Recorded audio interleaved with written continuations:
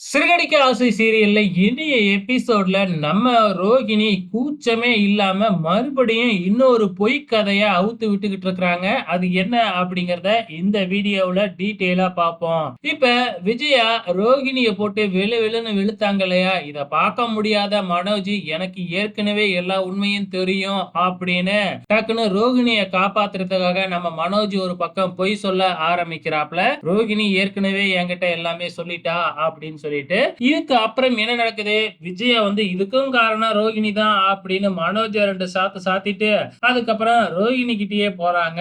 அங்க வர்ற நம்ம பாட்டி அம்மா தடுத்து நிப்பாட்டி ரோகிணிய விசாரிக்க ஆரம்பிக்கிறாங்க. நீ எதுக்காக இப்படி எல்லாம் பண்ணுன அப்படின்னு கேட்க ஆரம்பிக்கிறாங்க. ஆனா இந்த இடத்துல வந்து பாத்தீங்கன்னா நம்ம ஸ்ருதி தான் கரெக்டான கேள்வியை கேட்கிறாங்க. அப்படின்னா நீ யாரு? உன் ஊர் என்ன? உங்க அப்பா எங்க இருக்கிறாரு? உயிரோட இருக்கிறாரா இல்லையா? உங்க அம்மா யாரு? அப்படின்னு கரெக்டா கேள்வி கேட்க ஆரம்பிக்கிறாங்க. இங்கதான் ரோகிணி கட்டுக்கதைய சும்மா தாராளமா அவுத்து விட ஆரம்பிக்கிறாங்க. எங்க அப்பா உண்மையாலுமே மலேசியாக்காரரு தான். ஆனா அவரு எனக்கு சின்ன வயசா இருக்கும் பொழுதே வந்து பாத்தீங்கன்னா எங்க அம்மாவை விட்டுட்டு இன்னொரு பொம்பளையோட ஓடி போயிட்டாரு அப்படின்னு கூச்சமே இல்லாம சொல்றாங்க. அதுக்கப்புறம் எங்க அப்பாவை நான் பார்க்கவே இல்ல. உண்மையாலுமே எங்க அப்பா ஒரு பணக்காரரு தான். ஆனா இப்ப என்கிட்ட எந்த ப்ராப்பர்ட்டியுமே இல்ல. அதுக்கப்புறம் எங்க அம்மா வந்து இத தாங்காம அவங்களும் செத்து போயிட்டாங்க அப்படின்னு உயிரோட இருக்கிற அம்மாவையும் சாவடிச்சிடுறாங்க நம்ம ரோகிணி. இப்பொழுதைக்கு என்கிட்ட எதுவுமே இல்ல. நான் நம்ம மனோஜ பார்த்த உடனே நான் காதல்ல விழுந்துட்டேன் அப்படின்னு கூச்சமே இல்லாம போய் சொல்றாங்க. அதுக்கப்புறம் மனோஜோட அம்மா தான் விஜயா அப்படிங்கறத தெரிஞ்சுக்கிட்டேன். அவங்க தன்னோட பையனுக்கு ஒரு பணக்கார பொண்ணை தான் கல்யாணம் பண்ணி வைக்கணும் அப்படின்னு பேசிக்கிட்டு இருந்தாங்க.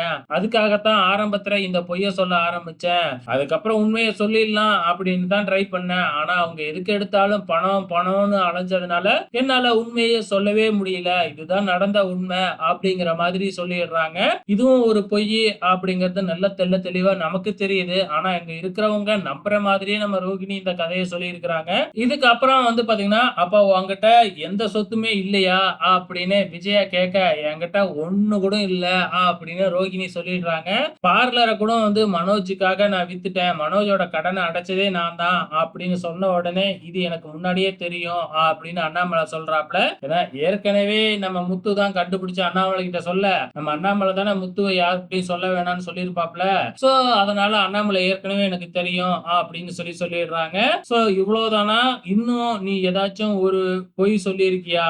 இல்ல இதுவும் சொல்றது பொய் தானா அப்படின்னு அண்ணாமலை ரோகிணியை பார்த்து கேட்க இல்ல நான் சொல்றதுதான் உண்மை அப்படின்னு மறுபடியும் ரோகிணி பொய் தான் சொல்லிக்கிட்டு இருக்கிறாங்க. அப்கமிங்ல என்ன நடக்க போகுது அப்படிங்கறத பொறுத்திருந்து பார்க்கலாம்.